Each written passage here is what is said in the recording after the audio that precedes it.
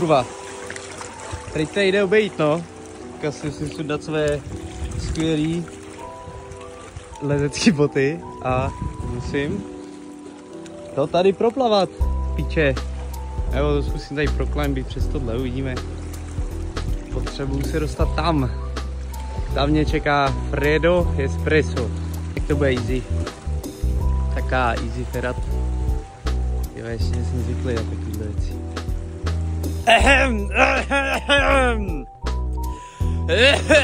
Cože jsem to říkal, cože jsem zvyklý? Piči? No? Jsem tam, vole. Tady mě to ujelo. Tady na ten step. A skončil jsem ve vodě. V hadrech. Very nice. Very easy, Láďo, jo. Jasně, jsi zase dokázal, že jsi naprostý čůrák. Ale dobrý. Sice s obtížema, ale jsem tu.